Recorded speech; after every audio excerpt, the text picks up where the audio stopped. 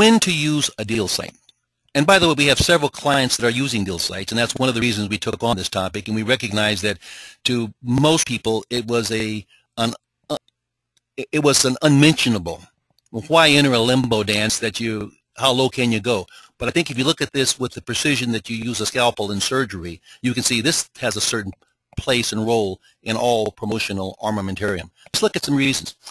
Well, a slow-moving medical spa service might be a carve-out that you might use to enhance your marketing and then expose your practice to new customers that can buy other things.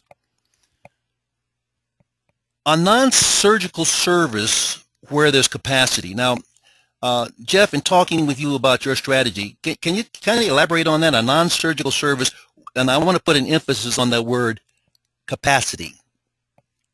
Can you talk to us about that a little bit? Yeah, Greg, we could do a whole webinar just on this concept.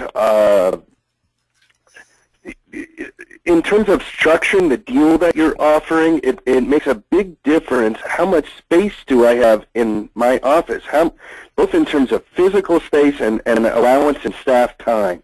And if you sell a Groupon or a Living Social or a deal, you offer a deal site and you completely fill up your capacity. Then the question is, on the upsell dollars, on the potential that I'm trying to create through meeting all these new people, where do they fit in the schedule?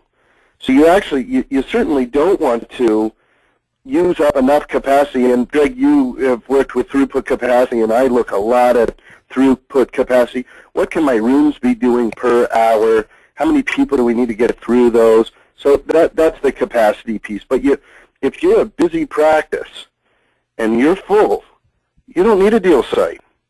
If you are a busy practice and you just expanded and now you have some more staff and you have some vacant rooms, you have some capacity. And to the extent that you do your deal, needs to be looked at from an individual basis. Excellent. A new service offering. I have clients right now, they're looking at some of the fat solutions. I'm talking about Celtique, I'm talking about Zerona, I'm talking about some of these new non-invasive services. You've got equipment, you've got staff, you've trained staff, you've got all this going for you, and you've got an ongoing cost.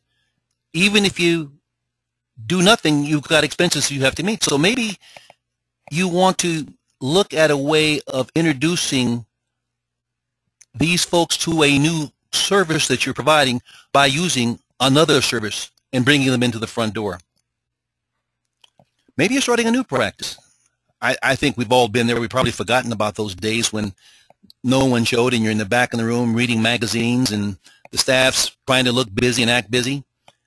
There's thousands of dollars going by every day, every week, that you need to do something, and that something is you want to meet some new patients. So basically, we're looking at two categories of practices that are online right now. We're looking at those that are principally medical spas that kind of fall with more of a retail situation where this is probably a more palatable top concept. But then we're looking at also some actual plastic surgery practices where these folks are looking for more patients, but they don't want to lose that cachet. They don't want to lose that mystique. They don't want to use that margin that allows them to spend a few dollars. Now, here's a practice here that we found on the internet. They've actually become a Groupon catch. Their website, their actual page on their website has Groupon there. So I guess I hit this site and I say two things. I said, whoa, my God, this is a Walmart doctor. I can get some Walmart surgery, but I don't know I want to take my face and my body and my breast to a Walmart operator. So I think this practice that we've actually blocked off the name made a mistake. And when we talk to this particular practice, I'm sure they would give us, well, we want to make sure that the Groupon patients and the deal site patients are welcome, that we don't want to treat them like second-class citizens. Well, there was a solution with proper planning that could have moved around this, and that what we would have done had we been involved, we would have first of all created a landing page out of the home page and then had the web developers develop a trackable, meaning the search engines would not be able to find this. Only people that either had the exact address or clicked on a hyperlink would wind up on this page with this all. So